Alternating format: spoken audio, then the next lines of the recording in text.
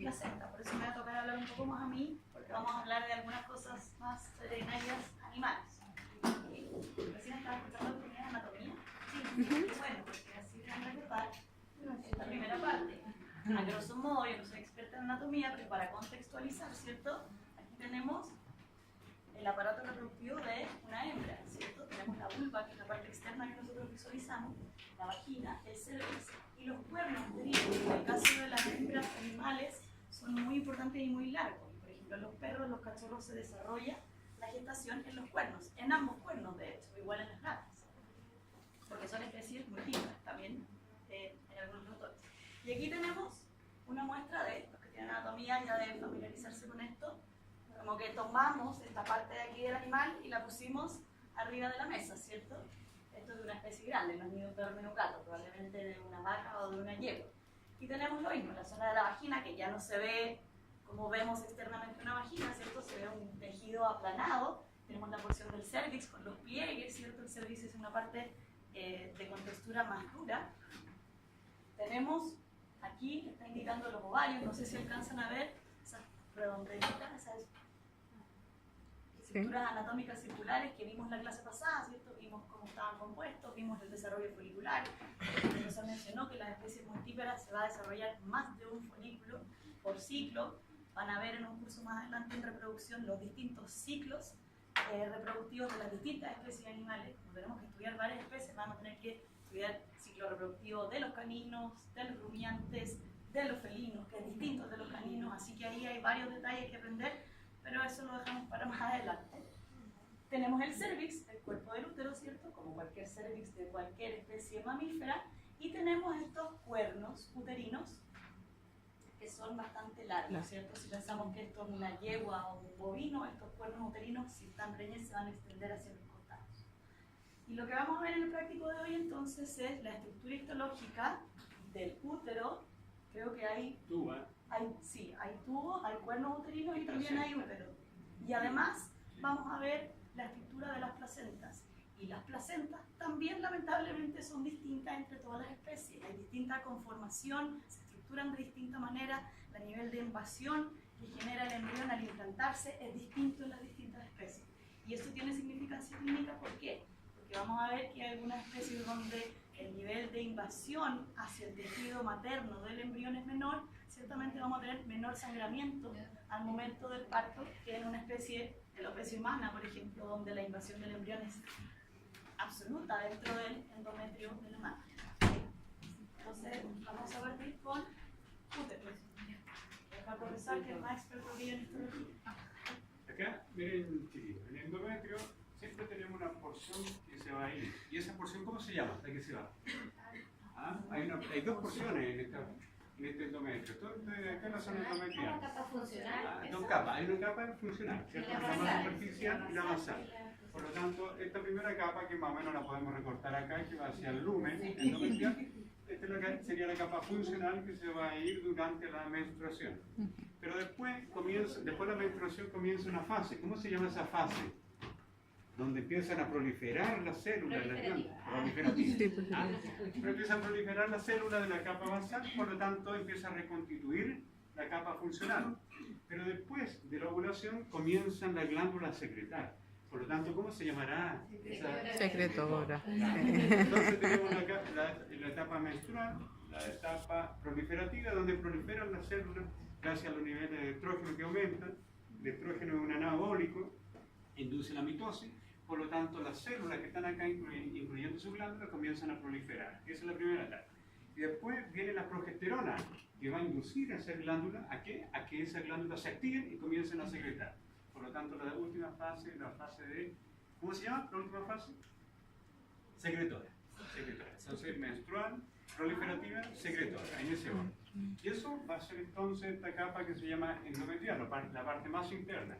Pero fíjense acá, vamos a tener una capa muy potente, una capa de músculo. Entonces esa capa de músculo mío, el miometrio. Esta musculatura que encontramos acá en el útero tiene receptores para oxitocina. Por lo tanto, en el momento del parto se eleva la oxitocina y se produce la contracción de este músculo, que es el miometrio, que es la capa más grande que encontramos en cualquier útero, de cualquier especie. Pero acá encontramos en el perímetro de este útero una zona muy delgadita. El perímetro. Perimetrio. Entonces todo muy fácil. Perimetrio. Pero el perimetrio va a tener una serosa. Por eso es muy delgada. No es una adventicia realmente, sino que es una serosa. ¿Cuál es la diferencia entre una adventicia y una serosa? La adventicia, ¿qué tiene? Si fuera adventicia, tejido conectivo laxo. Pero como es serosa, esta zona que está acá, ¿qué le tengo que agregar acá? También es tejido conectivo laxo, como la adventicia, pero acá le agrego un epitelio, sí, pero ese epitelio se llama mesotelio. Es un epitelio simple plano. ¿Ya? Igual que el endotelio, pero acá es mesotelio. Una capa de tejido conectivo laxo, en cuyo borde vamos a encontrar un epitelio simple plano, y eso será el mesotelio. Entonces la unión de tejido conectivo laxo más mesotelio lo llamamos perimetrio. Fácil, ¿cierto? Fácil. Así les fue en la prueba. Fácil. Fíjense acá, entonces ya ustedes pueden reconocer fácilmente ese periodo. ¿Qué etapa es? ¿Qué etapa es? No hay muchas glándulas, pocas glándulas, no dice por ningún lado, así que una pregunta proliferativa. Fíjense la cantidad de glándulas muy escasa. Una glándula tubular simple, nada más. Acá otra glándula tubular simple, pero cortada en forma tangencial. Esta glándula puede ir hacia allá o hacia atrás, por lo tanto solamente se ven algunos puntos. No es que esté acá discontinua, sino que pasa más atrás, más hacia adelante, ¿me entiendes? Y todo acá es tejido conectivo, excepto este tejido que es tejido glandular. Por lo tanto, en la fase proliferativa abunda más el estroma y hay menos parénquima. Menos parénquima, ¿ya? Fíjense acá que aquí hay un epitelio en este endometrio, que es el mismo epitelio que viene de la tuba uterina.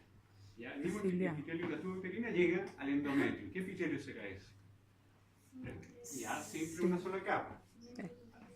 Aquí vamos a dibujar una glándula, por lo tanto aquí viene, baja la glándula y se cerró el lumen.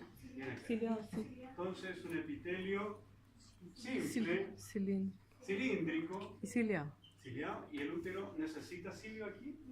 Entonces, ¿por qué necesitaría cilio el útero si ya recibió el que es un embrión? Entonces es un epitelio simple cilíndrico. A diferencia de la tuba uterina, que es un epitelio simple cilíndrico y ciliado, que va a impulsar, ¿cierto?, el ovocito al encuentro con el espermatozoide, y después el embrión formado lo va a movilizar hasta el útero. ¿Ya? Entonces eso sería la capa, estamos todos de acuerdo que sería la fase proliferativa. Y acá, aquí está cambiando una cosa. No es lo más representativo. ¿Ya? Está como una etapa, hay más glándulas, ¿cierto? Pero todavía hay poca secreción, por lo tanto secretora temprana. ¿Ya? Hay más glándulas, ¿ya? Yo creo que después va a aparecer una imagen mejor, pero la fase secretora es siniestramente secretora a medida que pasa después de la ovulación. Por eso es una secretora más bien temprana. No hay otra. Pero había una diferencia, sí, ¿cierto? Mayor cantidad de glándulas. Y aquí el miometrio, ¿qué estructura creen ustedes que será también? Una estructura, no hemos tenido una clase todavía, pero una capa potente de músculo, y adentro hay unos puntitos rojos que son glóbulos rojos, por lo tanto eso es sangre, y un vaso sanguíneo. ¿Ya? Después, cuando tengamos la clase, van a poder diferenciar, solamente le adelanto, acá hay un vaso sanguíneo, este vaso 1, distinto al vaso 2. Vaso 2, aquí hay otro vaso 2, vaso 2. ¿Ven alguna diferencia entre este vaso, el 1 y el 2? Sí, la pared. ¿Dónde más gruesa? En la arteria. Entonces estas son arterias del miometrio. A diferencia de las venas, que tienen una pared mucho más delgada, por lo tanto no hay tanta contracción y la presión es bastante más baja. Aquí nuevamente el miometrio, con el perimetrio, salen las dos estructuras, pero fíjense, esto que estamos viendo acá son células musculares lisas en distinto orden, en distintas direcciones. Ustedes ya saben la característica de las células musculares lisas. Aquí está en sentido longitudinal la célula, por lo tanto nosotros vemos acá una célula completa, estas células que están ahí, pero acá la vemos en sentido transversal. Eso favorece la contracción, ¿cierto?, derivado de la oxitocina, que va a favorecer el desplazamiento de actina, ¿cierto?, sobre la miosina. ¿Ya? Eso es lo que va a ocurrir por una hormona liberada, todavía no han tenido una clase, pero por la oxitocina. ¿Qué libera la oxitocina? A lo mejor alguien ya sabe, porque no lo hemos enseñado. Lo vieron en anatomía probablemente. ¿Dónde se libera la oxitocina? En la neurohipófisis. La neurohipófisis. Vamos a ver. Aquí volvemos a los dominios nuevamente de la doctora, pero solamente para avanzar un poquito. Fíjense acá una célula que está en la parte endometrial que está cambiando, está formando la placenta, y esto va a constituir las futuras vellosidades. Fíjense que hay dos tipos de células. Aquí hay aquí hay vasos sanguíneos, y esto es una vellosidad. Aquí hay una vellosidad que se está formando, aquí hay otra vellosidad. Vamos a ver, ¿la clase de placenta la tuvimos? No. Vamos a tener que tener esto. Se están constituyendo las vellosidades. Las vellosidades, a medida que aumentamos, pasamos a vellosidad primaria, secundaria y terciaria, la terciaria tiene una mayor cantidad de vasos sanguíneos. ¿Ya? Y esos vasos sanguíneos van a estar en la periferia, no tan centrales como lo que estamos viendo ahí. ¿Cuál es la función de la placenta? Nutrir, intercambio De gases. detoxificar la sangre, Secreción de hormonas. Secreción de hormonas, como dice ahí. Inmunodepresión. Bueno, entienden que la placenta es una estructura que está formada por el corion, una membrana del embrión, y eso se va a unir ¿a dónde se? ¿Dónde se genera la unión materno-fetal? En la placenta. La placenta es el tejido que permite esta relación materno-fetal en todas las especies mamíferas. Ciertamente en el ave no es así, no hay placenta, ¿sí? Por lo tanto, cuando este embrión se vaya a implantar, ¿no tenía un desarrollo? No, todavía no. Entonces, muy general, cuando el embrión se va a implantar en el útero, vamos a ver que existen distintos tipos de implantaciones, ¿ya? Y las placentas que se van a desarrollar también son distintas en términos anatómicos, observables, es decir, distintas en términos de cómo nosotros vamos a ver distribuida esa placenta, y hay distintos tipos. Aquí se fijan, hay una imagen macroscópica donde tenemos ahí el embrión, ¿lo ven? Un saquito que está esquematizado aquí. Ya. Se fijan, esta placenta es difusa y está presente en cerdos, equinos y cetáceos. Recuerden que los cetáceos son mamíferos, no son peces, son mamíferos. Después el doctor Venega va a venir y va a traer una placenta para mostrarles en un minutito más. Sí. Ya estamos sincronizados. Entonces vamos a dejar que venga él. Entonces mejor muestro esto para que tengan una idea general. Vamos a clasificarla, como les decía, de dos maneras. La primera, en cuanto a la distribución de las vellosidades. Si bien la vellosidad es una estructura que no es tan macroscópica, igual tenemos cierta capacidad de visualizarla de manera macroscópica. Es decir, si viéramos nacer a un perrito o a un ternero, vamos a ver cómo es la forma de esta placenta, cómo están distribuidas estas vellosidades, que son los lugares de unión materno-fetal principalmente. Tenemos la difusa, tenemos la cotiledonaria, que es la que está presente en rumiantes, y donde se forman verdaderos cotiledones, es decir, como un sistema de velcro, de anclaje entre el tejido fetal y el tejido materno. Tenemos la zonaria, que es la típica de carnívoros, de perros y de gatos, donde se establece como una especie de cinturón al centro. Creo que hay una imagen. Aquí está la zonaria. ¿Alguna vez alguien ha visto nacer cachorros? Sí. ¿Vieron esa estructura? ¿O no la alcanzaron a ver? A veces el cachorro sale un poco cubierto con eso, otras veces no. Va a depender Con del la tamaño, placenta. de la velocidad de las contracciones, etcétera, etcétera. ¿Se Ya. fijan? Que tenemos la estructura solo al centro, por eso es zonaria. Son placentarias. Tenemos la cotiledonaria, ¿se fijan? Esas estructuras de ahí corresponden a los cotiledones. Como dice ahí, forman una estructura que se llama placentoma, donde tenemos la unión de la parte fetal con la parte materna, todo eso como puntitos. Y además tenemos una clasificación histológica, que esa sí que no existe ninguna posibilidad que la veamos. Perdone la interrupción. No, pero gracias. Dale nomás, no, dale, si está dando una cosa. No, pero es que sirve que tengan todo eso ordenado, jerarquizado. Una vez que lo tengan ahí. Ya, falta la histológica. Ahí está. Ahora la Ya. No, mi conejo tuvo su comentario. Ya, muchachos, Hay un pónganse testículo. para el minutito. No la entiendo, ¿no la cachai? Ah. Ya. Qué Ya adelanto, antes de lo que explique el doctor Venegas, les hablé ya de la distribución de las vellosidades, es lo más macroscópico que nosotros podemos observar, y en la parte histológica ciertamente es algo que no vamos a observar, pero como les comentaba antes, tiene que ver con cómo se va a relacionar el epitelio en la parte fetal, del corion, ¿cierto?, con el epitelio o con el tejido uterino. ¿Qué tanta invasión va a haber? ¿Y qué tejidos van a estar contactando con qué tejidos?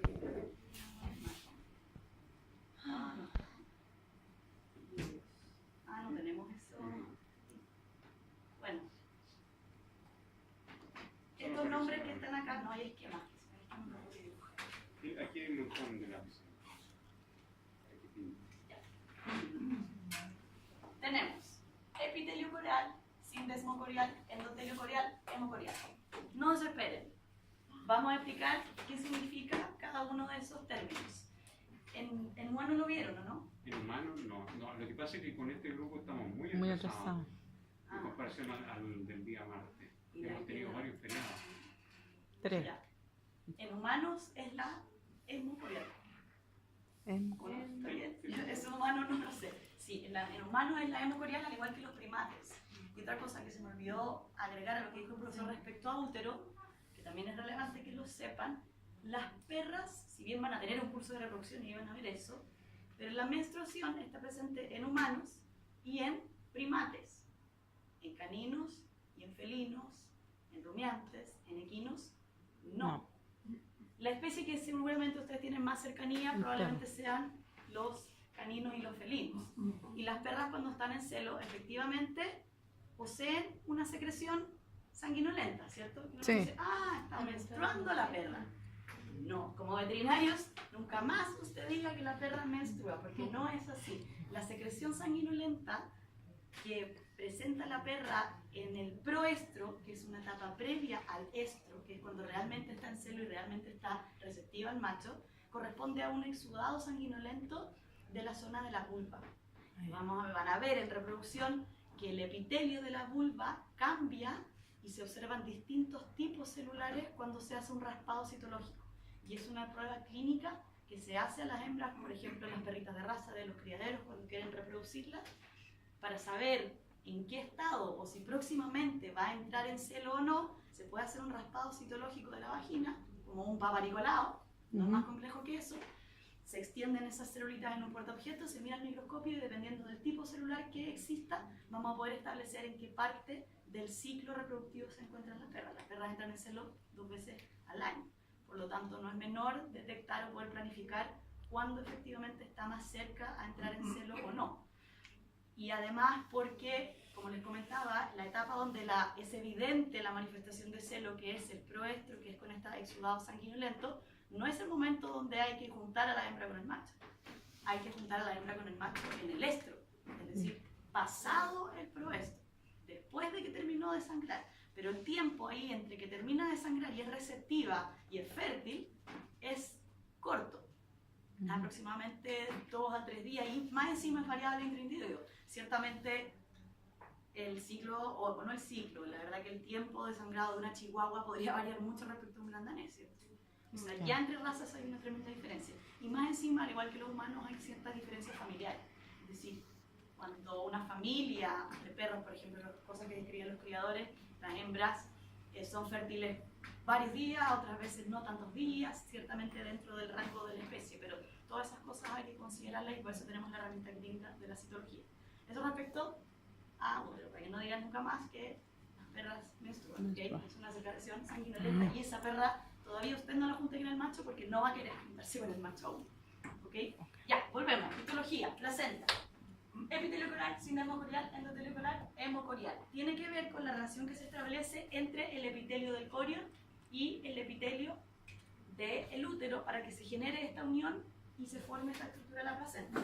Si pensamos en el epitelio del corion, voy a dibujarlo recto, aunque no es tan recto.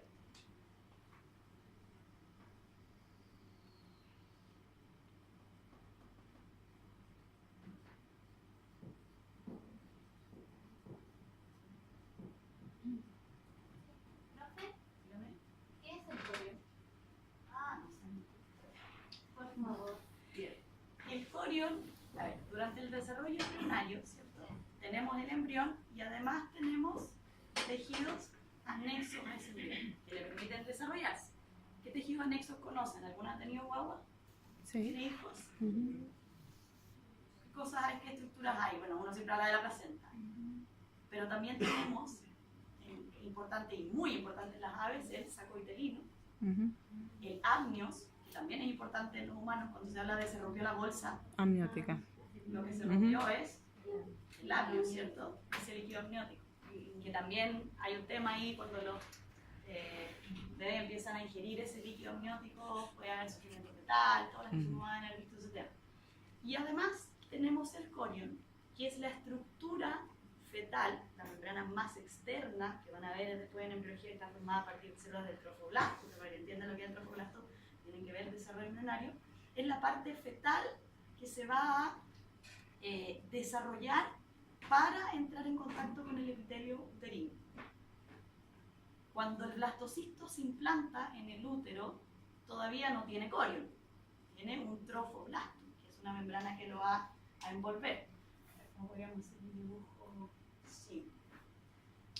Pero van a tener una clase. Van a tener una clase de eso ya, entonces no, Una no voy- hora y media de entretención. con Entonces eso, quizás sí. mejor hablar de esto después, porque ahora no van a entender. Sí, ahora es chino para ellos. Sí, sí. Tenemos la clase de embriología porque son 3 clases exclusivas de embriología que van a Ah, tener. ya. Ahí van a No. entrar en órbita. Ya, entonces vamos a dejar esta slide de diapositiva En stand-by. en stand-by. Sí. Ah, porque si no saben lo que es Corea todavía va a ser una locura explicar. Voy a tener una placa de tubo uterino y otra de útero.